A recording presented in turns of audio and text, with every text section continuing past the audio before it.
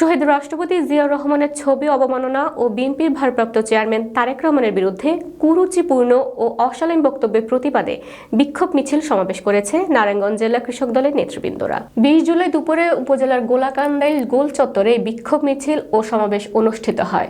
সমাবেশে নারায়ণগঞ্জ জেলা ও রূপগঞ্জ উপজেলার বিভিন্ন এলাকার সহস্রাধিক নেতাকর্মী অংশ নেন। বিক্ষোভ সমাবেশে সভাপতিত্ব করেন রূপগঞ্জ থানা কৃষক দলের সভাপতি শাহ আলম ব্যাপারী। সভায় প্রধান অতিথি হিসেবে উপস্থিত ছিলেন নারায়ণগঞ্জ জেলা কৃষক দলের আহ্বায়ক ডক্টর শাহিন।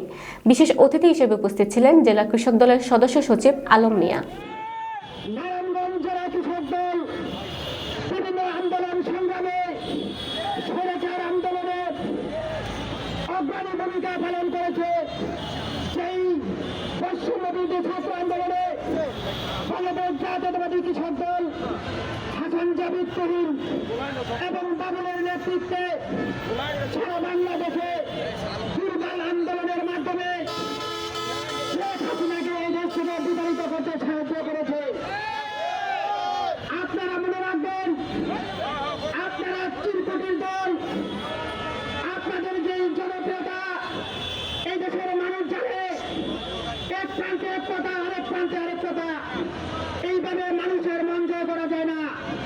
মানুষের মন জয় করতে হলে মানুষের পাশে থাকতে হবে, মানুষের দ্বার প্রান্তে যেতে হবে।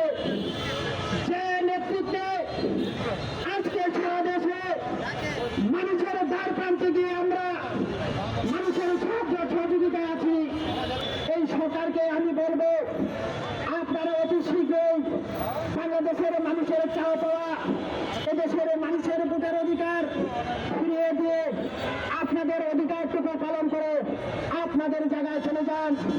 নতুবা বাংলাদেশ জাতীয়তাবাদী দল আবারও দুর্বার আন্দোলনের মাধ্যমে আমাদের জাতীয় নির্বাচন আদায় করে ছাড়ব। ফেব্রুয়ারির মধ্যেই জাতীয় নির্বাচন দেওয়ার জন্য যে প্রতিশ্রুতি দিয়েছেন, আপনি ফেব্রুয়ারির মধ্যেই আমাদের নির্বাচনের শিডিউল ঘোষণা করে বাংলাদেশের মানুষকে মুক্তি দিন। মানুষের অধিকার থেকে আপনি বঞ্চিত করবেন না। বাংলার মানুষ কিন্তু সবকিছু পারে। আপনি কি মেতে দেখেছেন? এতে আপনার জায়গায়, আপনার থেকে এদেশের মানুষের ভালোবাসা নিয়ে আপনার জায়গায় চলে যান।